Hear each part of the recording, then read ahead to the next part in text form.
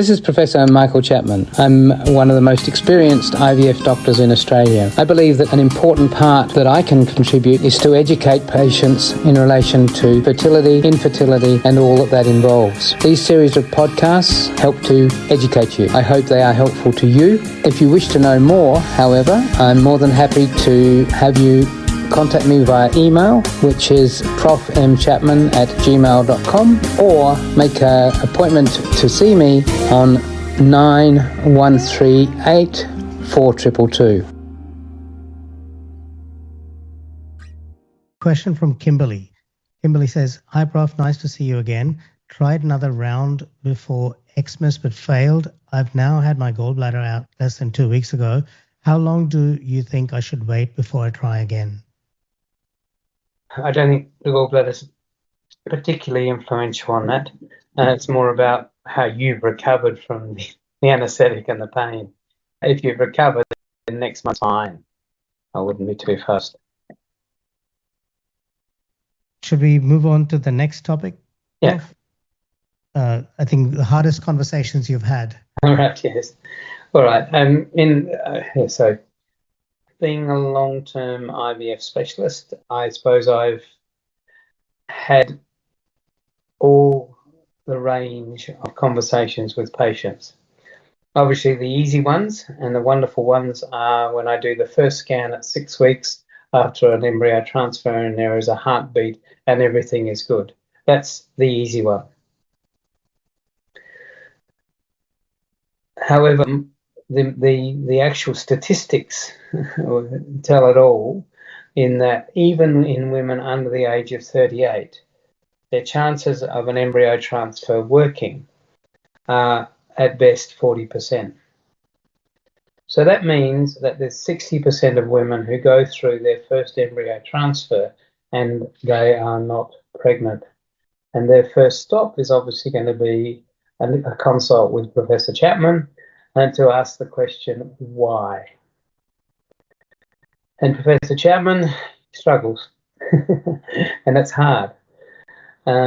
We know what the statistics are, and we don't really know why embryos don't stick. We do know one thing, and that's at any age, there is a significant number of embryos that by the time they get to day 5, and even though they look beautiful embryos, there will be a substantial number of them that actually are genetically normal and nature won't let them go forward. So that's the most common thing. We know that if we actually test the embryos before we put them back, the pregnancy rate jumps from that 40% to nearly 60%. So it does help knowing that you've got a genetically normal embryo. But even then, that still leaves 40% where we throw our hands in the air and we really don't know why. What we do know is that the more times you put an embryo back in the uterus that looks normal, and particularly if it's genetically normal, there will be a pregnancy in 80 to 95%. In fact, a paper published last year suggested that with genetically normal embryos, if you end up having, even if you get to 6 transfers before you hit the jackpot, by then 95% of patients will go away with a baby. So persistence is part of it, and which would suggest that it's up to a point bad luck that an embryo doesn't take. Maybe it's the position it's put in, maybe it's landed in a bad place, maybe at that moment in time the hormones weren't quite right, but there's no way can manipulate that any better. Otherwise we would have, with all the research that goes on with IVF around the world, I'm sure we would have found something that might have helped the pregnancy rates rise. I mean, we have, in the sense that when I started doing IVF, if I got a 10% pregnancy rate, I thought I was doing well. And that was putting back 2 or even 3 embryos to get a 10% pregnancy rate. So 40% is way on from that. So we have made progress, but beyond that 40%, we're pretty stagnant at the moment in relation to increasing that rate, other than using genetic testing of embryos. So the issue around improving the situation and therefore having the conversation is actually quite tricky, because I really have very little to offer that's proven. Now, out in the big wide world of social media, with some of my colleagues proclaiming that, this adding this and adding that make a difference, none of those things, not one of them, has actually had a randomized controlled trial, which is the basic scientific test, to prove that it makes any difference to pregnancy rates. So all of those add-ons, the steroids, the Clexane, CoQ10, DHEA, all of those things are out there, and people ask me for them, and because they do no harm, I have my arm twisted when we've had failed IVF attempts. But as I say to the patients in those hard conversations, I don't think it's going to make a difference, because the more times you do it, the more times it's going to happen anyway. The next hardest one is the end of the road. How do I deal with a patient, usually in their 40s, who's had 3 cycles of IVF, and has not got pregnant, despite genetically testing the embryos, or most likely the situation is that they've had poor fertilization and that poor production of embryos. And they do it again, and the same thing happens. They do it again, and the same thing happens. When do I say to them, you've tried as much as you can, it's time to stop?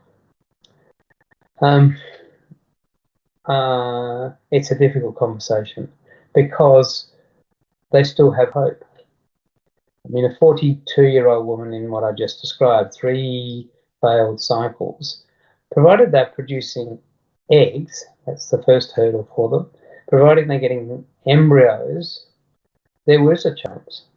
It may only, after 3 cycles, be 10% or 5% or less. There is a slight chance. And so I find it very difficult to say stop if you're getting to that far.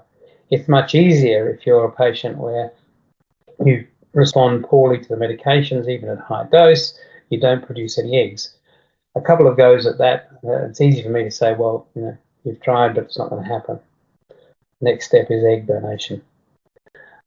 The difficult ones are that I have to say I've had one patient who's got to 30 IVF attempts over a 10-year period. And she would not give up, despite me saying this has to be your last cycle. You're just wasting money.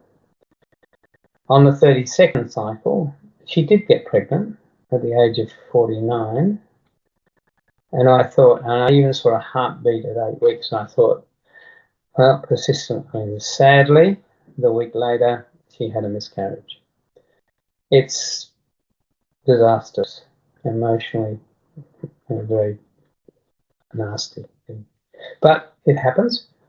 And so it's getting that decision to stop is actually incredibly difficult when your basic desire is to have a baby.